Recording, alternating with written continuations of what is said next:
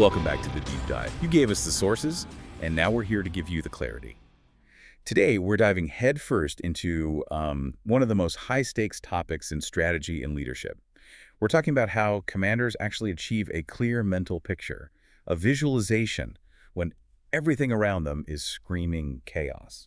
It's a critical study and one that goes, way beyond simply giving orders. We're really analyzing the intellectual engine of effective command. It's the leader's ability to forge and sustain a workable mental model of a complex, often violent environment.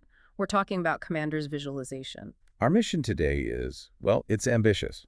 We need to analyze the relationship between foundational, situational understanding and that required visualization. We'll look at the brutal challenges inherent in that process and, crucially, internalize the link between understanding, decision-making speed, and the courage required to accept risk. And this isn't just military theory. It's really a manual for leading in any high-friction environment you can imagine. So, to guide this deep dive, we've pulled together some foundational documents that really define this challenge.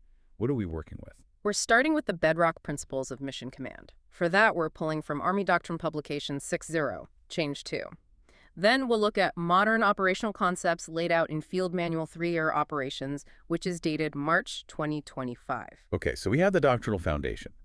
And to link that to high-speed theory, we're also going to be analyzing Boyd's observe-orient, decide-act loop theory. We have to. It fundamentally changed how we think about time and decision-making on the battlefield. And then, to ground all of this abstraction in human reality, we have a really compelling historical case study. We do. We're looking at the contrasting experiences of Major General Norman Dutch Cota, specifically his incredible success at Omaha Beach, and then, well, his division's devastating failure just months later in the Hurtgen Forest. The powerful contrast. All right, let's unpack this. So we have to begin where the doctrine begins, and that's with acknowledging the fundamental nature of the environment itself.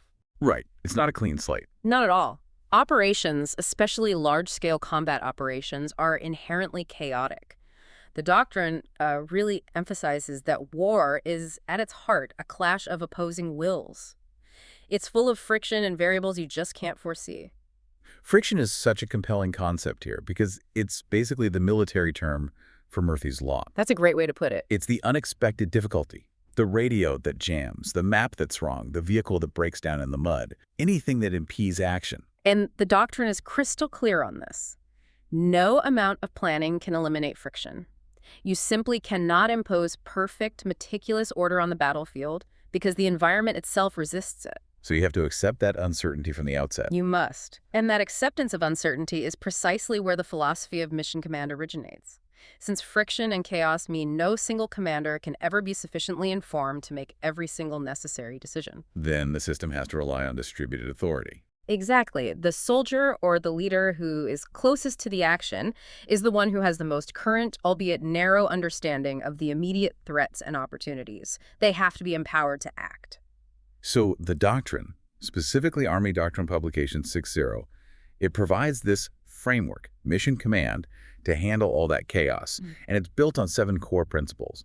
They're designed to decentralize execution while still maintaining a unified purpose. And we shouldn't just list them. I think it's more useful to focus on the tensions they create and manage. I agree. So where do we start? We have to start with competence. It's the foundation.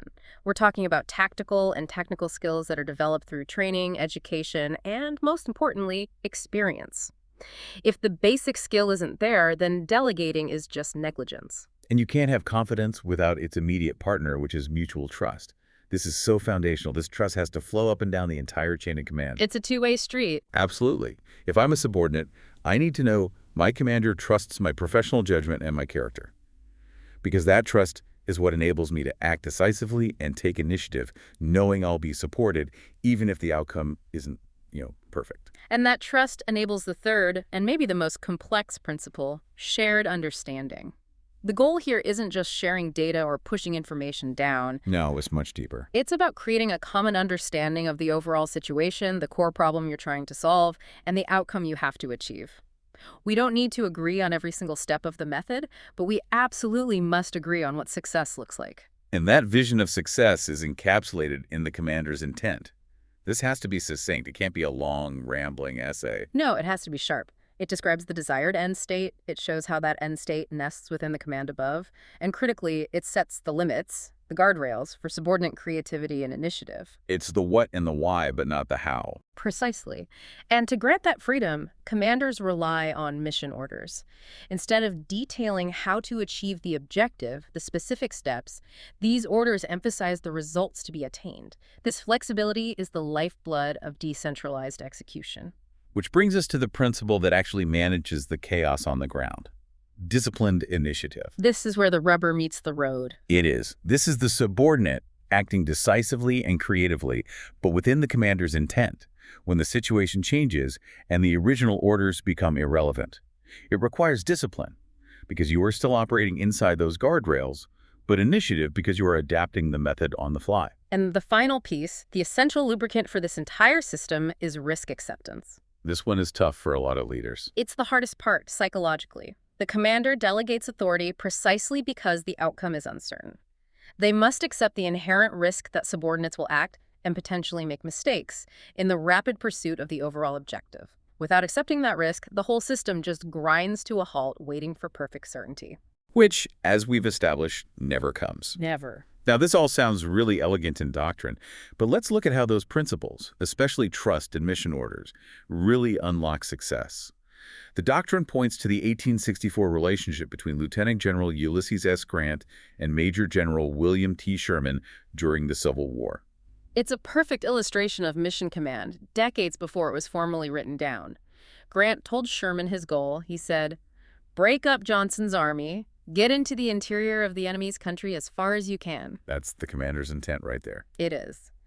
But then came the crucial line defining trust and mission orders. Grant wrote, "I do not propose to lay down for you a plan of campaign, but simply to lay down the work it is desirable to have done and leave you free to execute it in your own way." I mean, that is just a master class in delegation. He's essentially saying, here is the target.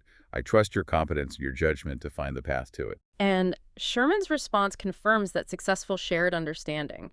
He wrote back, and he said, "I will not let side issues draw me off from your main plan to knock Joe Johnston." They had unity of effort. They had it because their visualization of the end state was identical, even though the execution details were entirely Sherman's to figure out. This reliance on decentralized execution, which we now call mission command, actually has its deepest historical roots in a German concept.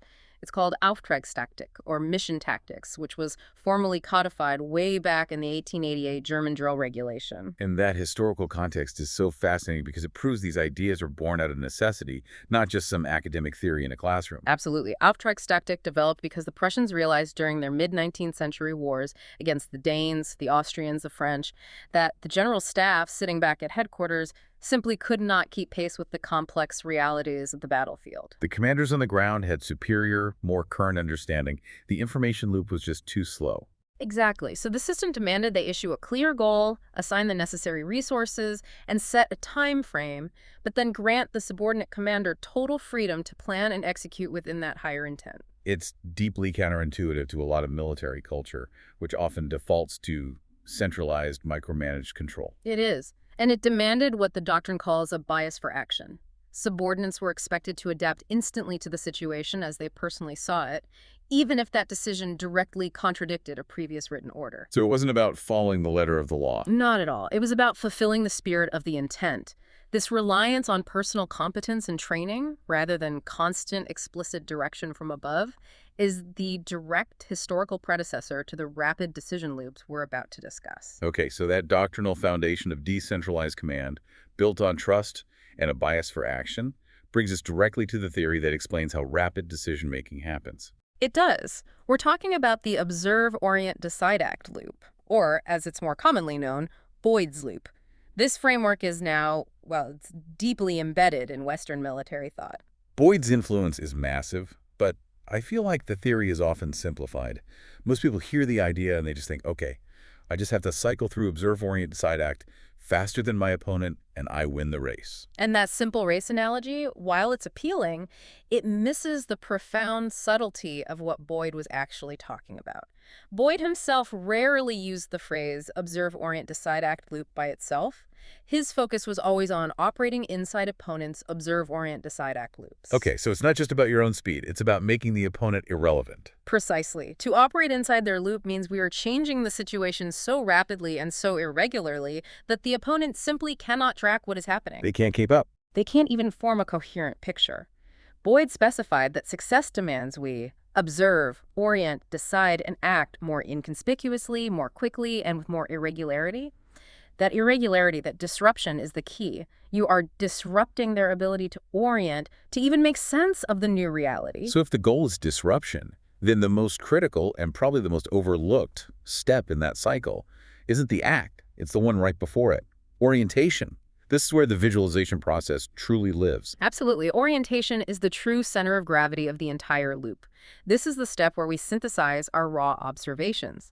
We fit them into our existing mental models, our cultural traditions, our past experiences, even our genetic heritage. It's the brain's filter and processor. That's right. Boyd assumed that this block contained the entire decision-making process, the analysis and synthesis of information into understanding. It dictates how we see the world. And because orientation is so fundamental, the goal of an expert force, a truly elite team, is to achieve what Boyd called implicit guidance and control. Can you explain what that looks like in practice? Implicit guidance and control is the ideal state. It's where actions flow directly and often unconsciously from a shared, deep orientation. It bypasses the need for time-consuming, explicit decision steps. Like a high-performing sports team. Or a great jazz quartet. That's the analogy I love. They don't stop between notes to explicitly decide what the next chord will be. They flow instantly based on a deep, shared understanding of the music, the mood, and the skill of their partners. That speed and fluidity are impossible if they have to stop and manage each other explicitly. And that speed translates directly into tactical advantage. If a team is, as the saying goes, singing from the same sheet, if they have this sheer worldview and understanding of the intent, they can maximize individual creativity and initiative while still harmonizing on the overall objective. It's delegation at warp speed. But, and this is a huge but, that ideal state comes with a significant requirement, which we touched on earlier with the doctrine. Competence and trust have to be deeply internalized. Right, it's not automatic. Not at all. If subordinates lack the common experience or the personality for that high degree of trust, a commander is immediately reduced to managing them explicitly. Or, as the source materials sometimes note, just herding cats. And herding cats is the fastest way to lose the race. If I have to pause every 5 minutes to clarify my intent or explain a specific concept, I've given the enemy all the time they need to observe, orient, and then strike me. Which means achieving that implicit control requires intense, repetitive, realistic training before the operation ever starts. You build the trust and shared understanding in training so you can leverage it in combat. Okay, so let's pivot that framework a little bit towards psychological warfare and deception. Boyd integrated Sin's concepts of Chung and Chi into his thinking. He did, and this is where the strategy becomes really elegant. Chang refers to the expected actions. It's the stuff that fits the opponent's plans, their predictions, their anticipation. It's the obvious move, the pattern they're prepared for. And Chi is the absolute opposite. The total opposite. It's the unexpected move, the maneuver sprung extremely rapidly. Some call it the asymmetric fast transient. It is the moment of shattering surprise. So the genius of using the observe, orient, decide, act framework for deception is that the strategist deliberately uses these Chang actions to lock the opponent into a false orientation. Exactly. You create a series of predictable events. You feed the enemy observations that confirm their existing worldview, creating a completely false impression of what you actually intend to do. You're helping them build the wrong picture. And once the opponent is deeply invested in that false reality, their own orientation loop stalls. They're cycling through their loop, confirming their initial beliefs, and they're actively filtering out any contrary data. And then, only then, do you strike with the shattering Chi, the sudden, unexpected maneuver that forces them to restart their entire orientation process from scratch. If you do it right, their internal confusion buys you a massive amount of time and freedom of action. That ability to lock someone into a false orientation brings us to the biggest, most constant threat to our own effective visualization: confirmation bias. Yes. Organizations, just like individuals, have an inherent tendency toward what Boyd called Incestuous amplification. That is an incredibly descriptive phrase. It is. Incestuous amplification means our existing orientation, our mental model of reality, actively influences our observation step. We subconsciously seek out data that confirms our current worldview, and we filter, dismiss, or simply fail to even register conflicting observations. It's the classic organizational failure mode. You can think about a big company that's convinced their new product is revolutionary. Right? Every piece of market data, even subtle negative feedback, gets twisted to confirm the initial belief in success. They become completely blind to the inevitable failure because their orientation loop is just reinforcing itself over and over. The consequence for a military force is devastating. Confirmation bias is extremely difficult to detect or overcome from within the organization because internally all the data seems to confirm the accepted view. If someone raises an opposing viewpoint, they're often marginalized. They're seen as not being a team player. And that leads to disorder and confusion when the actual truth finally breaks through the noise. And this cycle is exactly why deception works so well. If I can feed you the observations that your orientation already wants to see, you will happily lead yourself straight into my trap.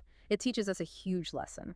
Observation isn't a passive act. It's an active, high-risk part of the process, and it is totally dependent on maintaining an unbiased orientation. Okay, so if orientation is the center of gravity, then the quality of the commander's visualization is entirely dependent on the quality of the input feeding that orientation.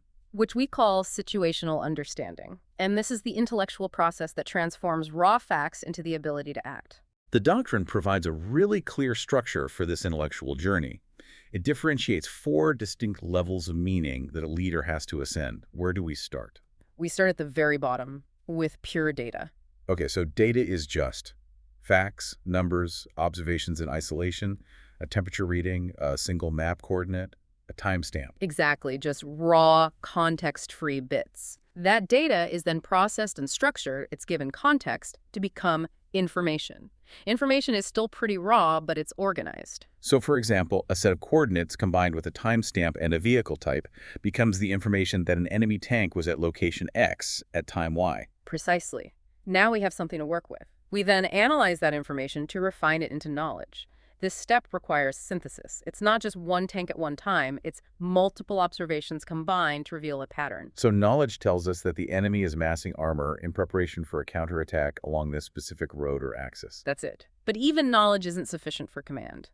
The final and by far the most difficult step is applying judgment to that knowledge to achieve understanding.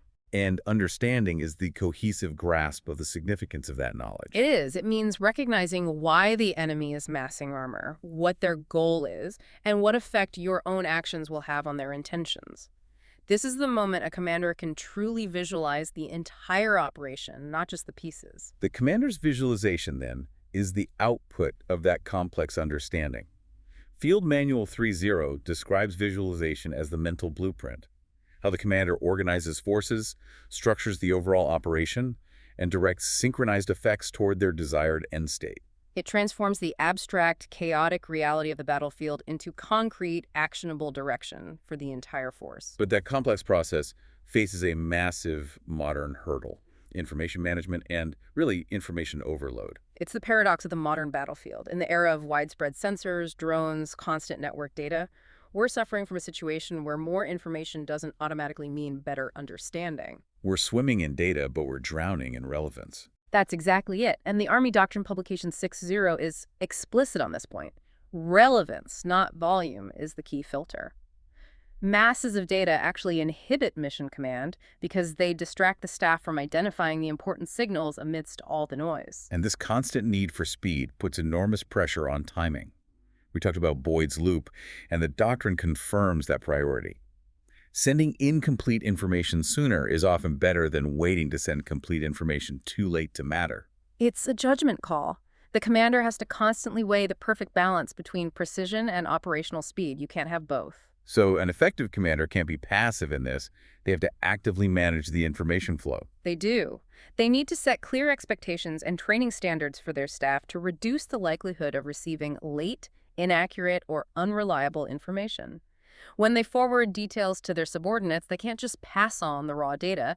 They have to highlight the key insights and clarify how this new information relates to the overall commander's intent. So it's an intellectual leadership task. It really is. Information management and knowledge management are not administrative chores. They are active efforts to reduce the time and cognitive effort spent assimilating raw data so that the commander can move straight to applying judgment and developing that situational understanding. If the staff does its job right, the commander's visualization is built on bedrock, not on quicksand. Now we get to take all the theory in the doctrine and apply it to the crucible of combat. And for that, we're looking at Major General Norman Dutch Cota. His career provides a narrative warning about how situational understanding, or the lack of it, can instantly make or break a leader. Cota was a serious professional. He was the assistant division commander for the 29th Infantry Division.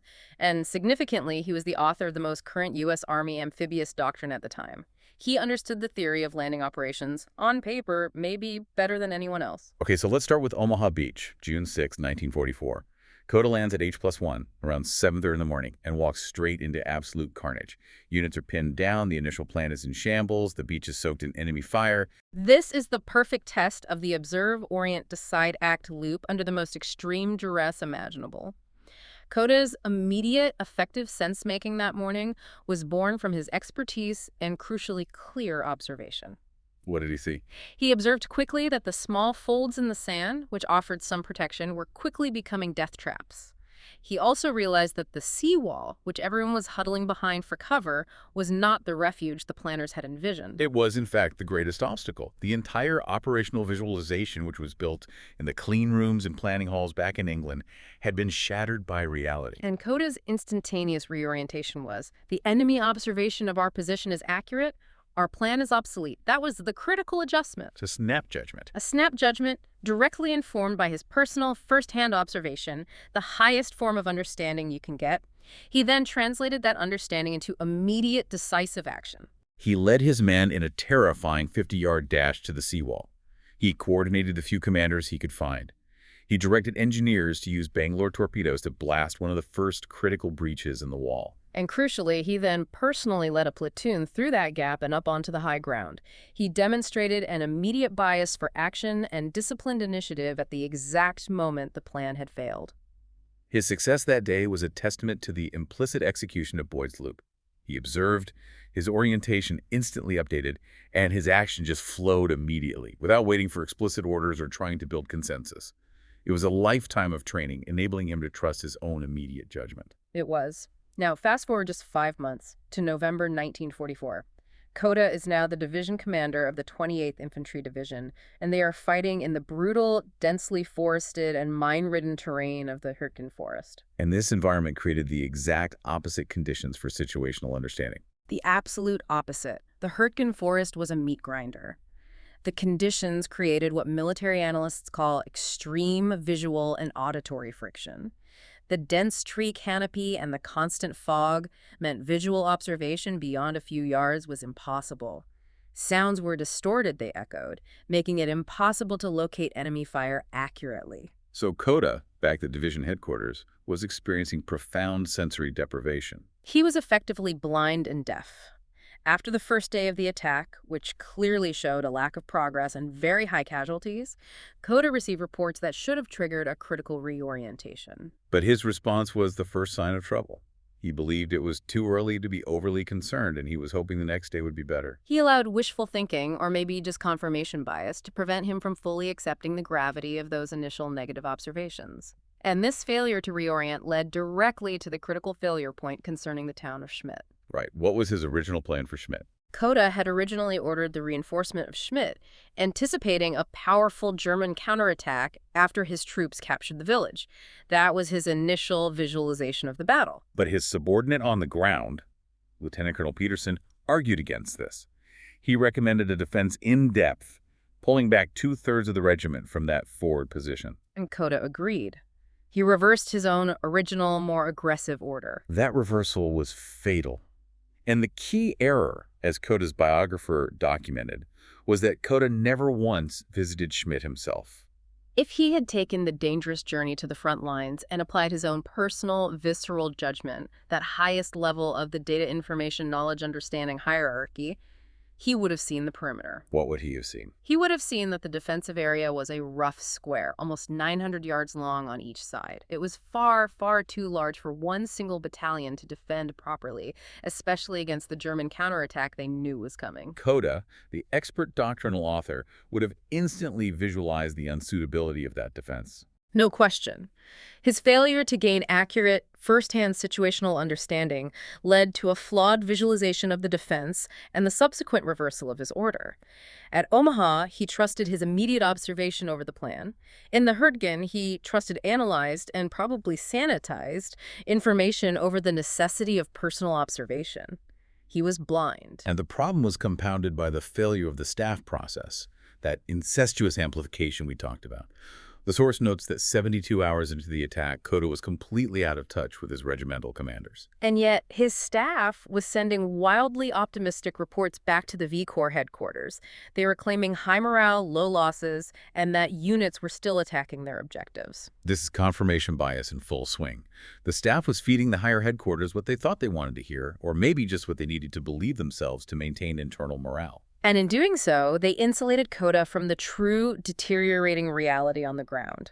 The faulty internal information flow compounded the failure in visualization, and it led to inaccurate decisions at every single level. The ultimate consequence was just devastating. Within 72 hours, Cota had effectively lost control of his division and the battle. The casualties were staggering. He had to request permission to pull his shattered units back behind the Kahl River. The level of failure was so profound that it destroyed mutual trust within the larger chain of command. General Hodges, the First Army commander, was so dissatisfied that he bypassed Cota entirely. That's right. Hodges contacted Brigadier General Davis, Cota's assistant vision commander, who happened to have served on Hodges' staff before, to get an independent, honest assessment of the situation before he would authorize the retreat. That act alone is a historical marker of total collapse, not just of the operational visualization, but of the essential trust required for mission command to function at all. The contrasting experiences of General Cota are a stark lesson. If your orientation is faulty, your visualization is a roadmap to disaster. So if observation fails, where must we shift the emphasis? It has to be on speed, but not just any speed. Field Manual 3.0 clarifies the goal. It says, the goal is to understand, decide, and act faster and more effectively than the threat. Speed is relative. That's the critical distinction. It's not absolute speed, how quickly I can move a physical object from A to B that matters. It's my speed relative to the threat's ability to respond. So the aim is meaningful action.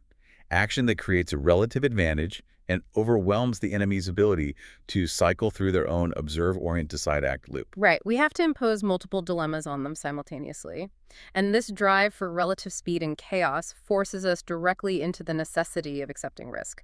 It's the great psychological hurdle of command. It really is. Mission command demands that commanders accept risk and exercise initiative precisely because the outcome is uncertain. Field Manual 3.0 stresses that waiting for perfect intelligence and absolute synchronization, that mythical perfect plan, may actually increase your overall risk because it allows the enemy to prepare, or it closes a fleeting window of opportunity. The successful commander recognizes the immense risk of inaction. But history shows how difficult this is. I keep thinking about the First Army generals in World War II Europe. They were described by historians as competent but addicted to playing it safe. That zero defects mentality. Exactly. This mentality, where they sought to minimize all immediate risk, ultimately hampered bold action and delayed critical advances across the front. And that caution carries strategic penalties. As Napoleon warned, a warning as true today as it was 200 years ago, the safest options in war are almost uniformly the worst that can be adopted. If you play it safe, you avoid a decisive loss, but you also completely eliminate the potential for a decisive victory. It requires imagination.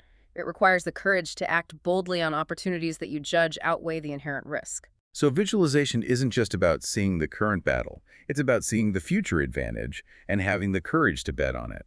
But what happens when the tools that enable that visualization, the digital networks, the communication infrastructure, what happens when they inevitably fail?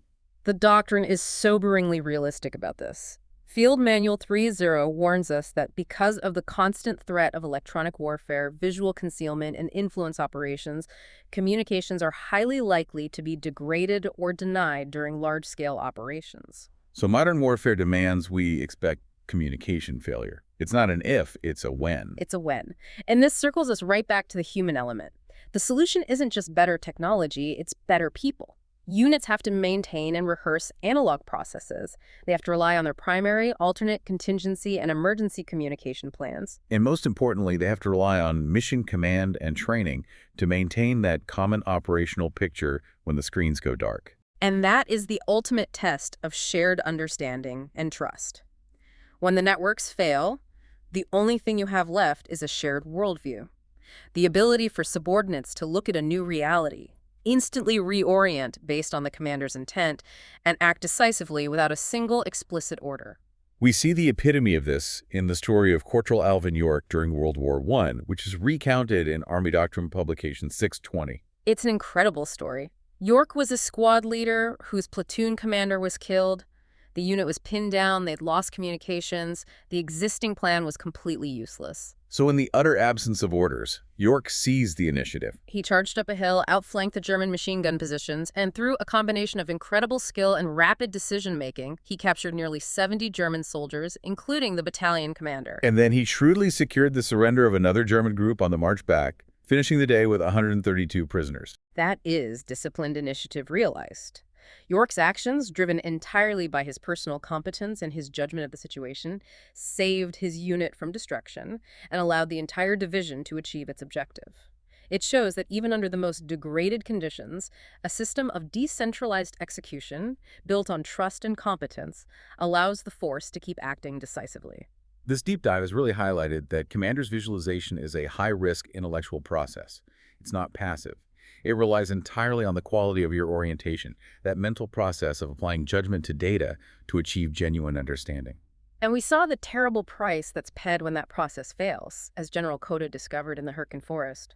He relied on filtered staff reports instead of active personal observation. Success, whether it's achieving disciplined initiative like Alvin York or rapid reorientation like Cota at Omaha Beach, demands the courage to embrace risk. And the ability to act faster, but also more irregularly than the opponent.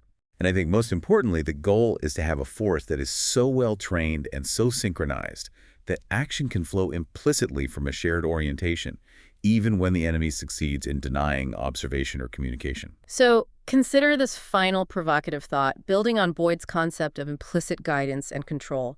If mission command requires mutual trust and disciplined initiative from subordinates to function in chaos, what practical non-digital steps must a commander take before an operation even begins, in training and in garrison, to ensure their people are ready to act implicitly, and not just explicitly, when observation fails and communication is denied? How do you truly embed that shared worldview into an organization's DNA? That's the challenge. Food for thought indeed. Thank you for joining us for the deep dive. We'll see you next time.